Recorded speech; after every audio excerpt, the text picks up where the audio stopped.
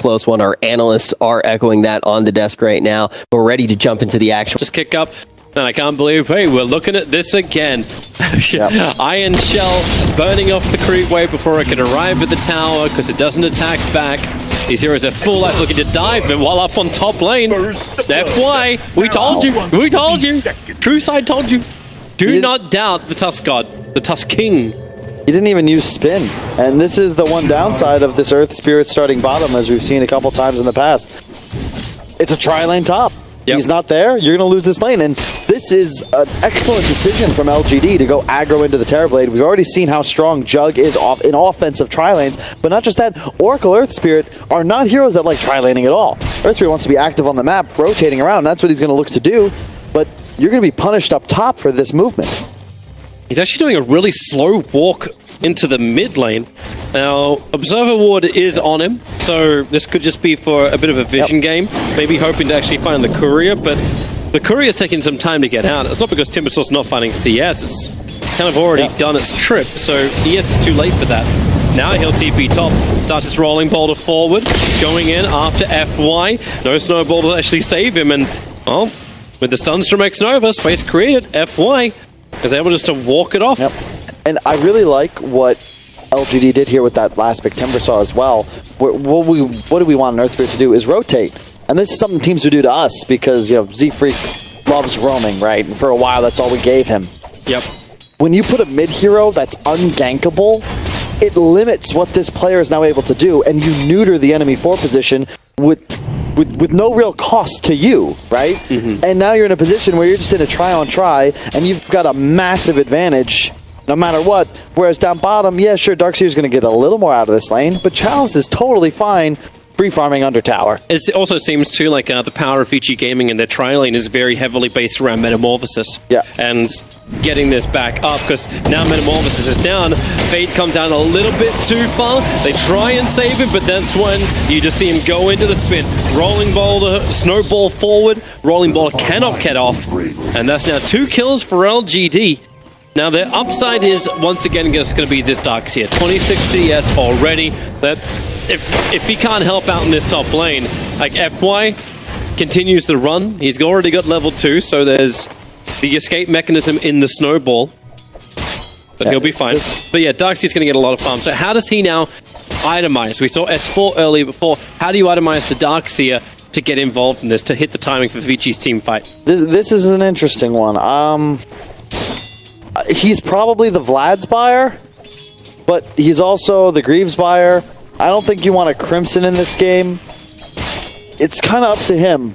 I would say you just go mass auras. I think that he's also the guy that would buy the Medallion Solar Crest too. So I would just like to see him get items that enable Vici to do Roche effectively, because if he doesn't provide the minus armor plus damage, they're really not able to do Roche until TB has 2 or 3 items. And they're not going to get it from TB. Like, TB has just reached a point where he's gone into his own jungle to farm up. And FY and Xnova, they're coming over to try and contest it. So Paparazzi has been babysat by Fade, while Juggernaut's free farming up on the top lane. You got Tidehunter doing his own pull. Darkseer's doing the same. So this is a pretty much a scrub lane on the bottom, and then mid lane is Timbersaw gaining levels against the Conquest. So it's almost like everyone's happy to accept what's happening, because LGD are winning 2.5 lanes at the moment. Yeah, this certainly favors LGD.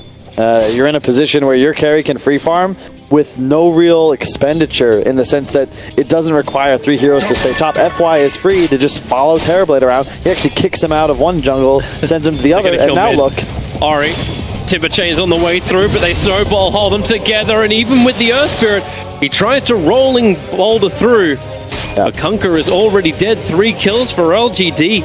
Snowball, fantastic counter to that X marks the spot. Indeed, and I love the play from FY. He knows what he's doing. He's going to go right for these runes, look to control both bounties, and then I imagine you just run straight for the Terrorblade. Oh, I love it, FY. I absolutely adore it. All he had to do was do the 1-2 do-si-do. And that rune is gone. Xnova will grab the top. And how many did they actually get out of that? So they actually claimed all 4 bounty runes for LGD.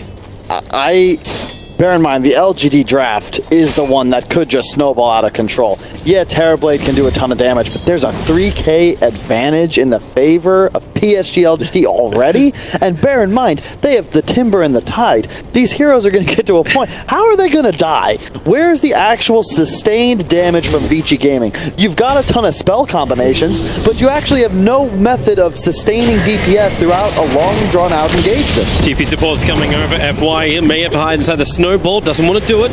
Now back up and try it. Xnova and FY. This support combination always sticking together. And the cores just sit in the lanes. They never go anywhere else. Like, this is almost, I don't want to say as LGD International kind of style, but it's always what I think of when I think of this. Yeah, none of our viewers know what that even is. Were they even born when LGD Int was a thing? Stop making me feel Misery old. had hair when he played for that Stop team. making me years. feel old. I'm not Naha's level yet. I'm not the silver. Actually, we're actually quite a close age. He just looks older. We love you, Nahas. Actually, I think you're closer to him than me.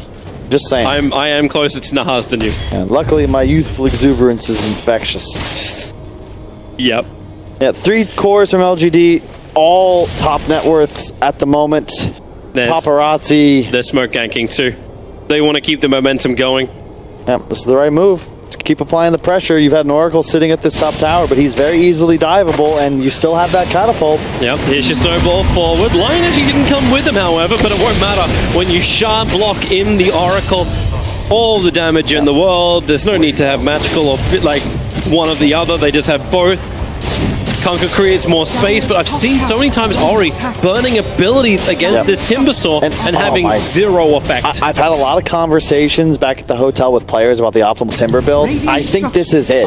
Double Bracer, Soul Ring, not into Hood, but Holy Locket. It gives you nearly the same amount of magic resist. You don't get the spell shield, but you get bonus health regen as a Timbersaw. Percent-based health regen at that. It is one of the new items that we really just never see on anybody, but it's perfect for Timber. It also helps you accelerate a little bit too. You get that just a touch of magic regeneration, and that's just, it's like a mini Bloodstone almost. Not, well, that, yeah, bad analogy, but you get it. It's useful. Let's just say that.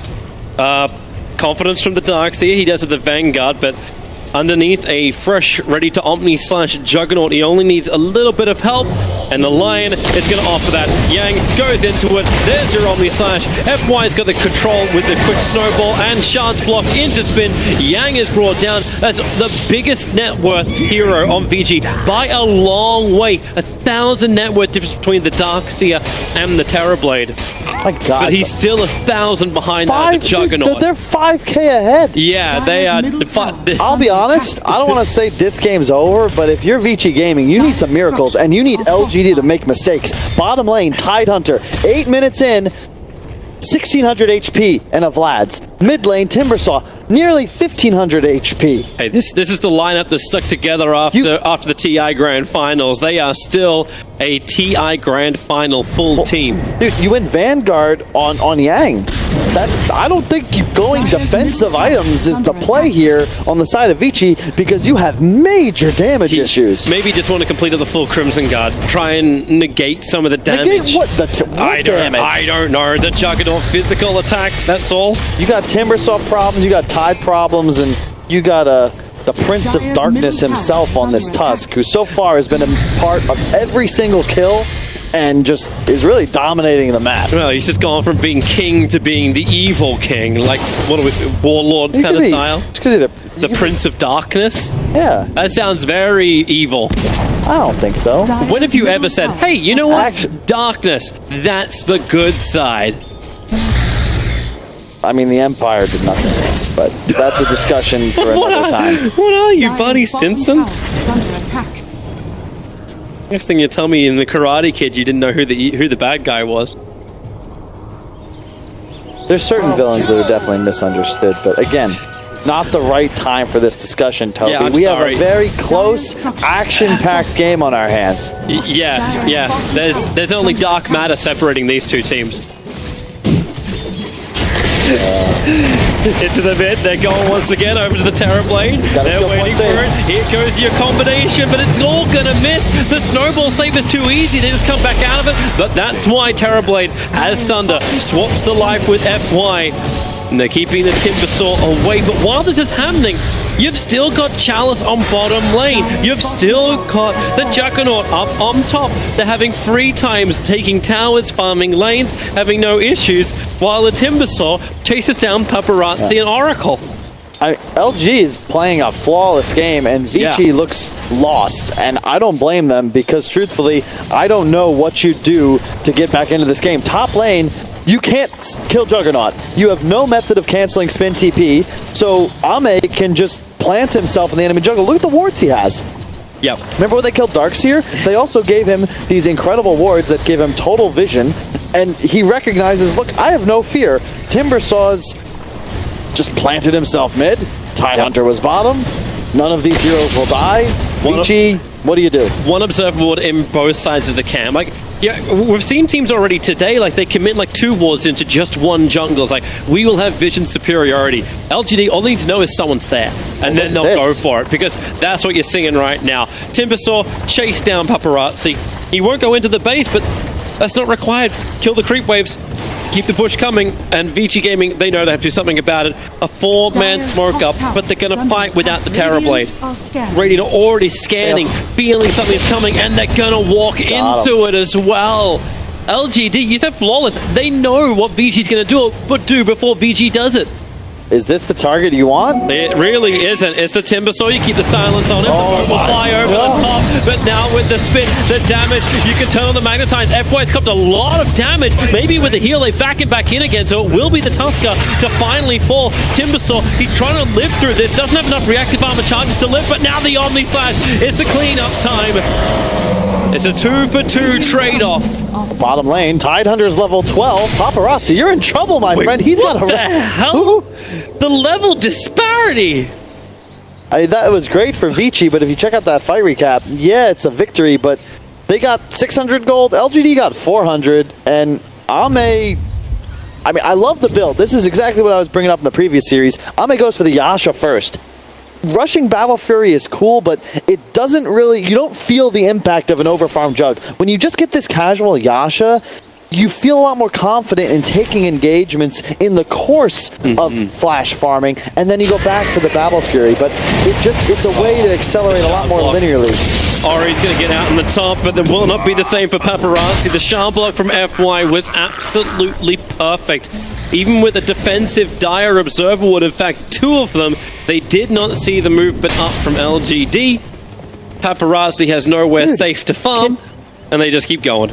Look at the Tidehunter is 2100 health. He's level 12. I don't know, man.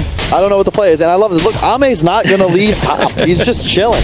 He's farming, and at some point, yeah, they'll chase him away. You'll have 3 heroes show up, but he can always just spin TP and rejoin his team, who are, by the way, clearing a tier 2 uncontested. Sure. 10k gold lead once this tower drops. My God, 13 minutes, 52 seconds in. They are putting on a clinic right now, how to utterly dominate your opponents. Man, if this is just like a complete 2-0 wipe, the only upside will be the fact that Virtus Pro is playing fantastic Dota, and that's the opponent, the winner of this series. LGD will put on a show tomorrow when these teams play. But they still have to get there. Let's not get ahead of ourselves. It is a 14-minute Battle Fury after the Yasha on the Juggernaut. Yes, Tidehunter is rather explosive. And they're going to work with the Timbersaw. Chain down, but they've got no easy control on Yang, so we can just search away. And Dine's already scanning, looking towards Roshan. E-Home beat Fnatic in that earlier series, right? That is correct. They beat him 2-1. Well, no, crazy stat. If LGD wins this, that means all 4 of the teams in the upper bracket remaining will have been from just 2 groups. Secret and LGD were in the same group. Yep. VP E-Home were in the same group. A real shame to those other teams that unfortunately were matched up against 2 top 6 teams. Dire's middle tower. You're looking towards Pango. We're looking towards ZY being in trouble. And the whole say goodbye to your Oracle. It was all the battle for those 15-minute bounty runes. LG just picking up what they can, but everyone's getting space. Even Xnova is now given space to try and catch up on his levels and his items on bottom lane. That's where VG Gaming start moving a couple of players down, but because the Observer wards are there from the Radiant side, Paparazzi feels like he may have a fight, but Paparazzi, I hate to tell you, you're probably dead. Snowball forward, it's a double stun from the Earth Spike, the follow-up into the Omni Slash. Paparazzi comes all the initial hits. Yang will live a little bit longer, but then a kick from Fate. Does it buy space? Not with the Ravage. Oh, okay, just false promise up. At least Oracle has his level 6, but there's no other save available. They all get magnetized, but Timbersaw, he's on the chase, looking for the kill over on the Darkseer. It's only 1 point up in Whirling Death, so his burst damage isn't that impressive. But VG Gaming just have no answer to this. 11-2 on the board. They have more net worth K advantage. 13K versus the 11 kills of LGD. They're beating themselves right now. I've seen a few games where the net worth disparity is a bit larger number than the game time, but I've never seen one this close this early.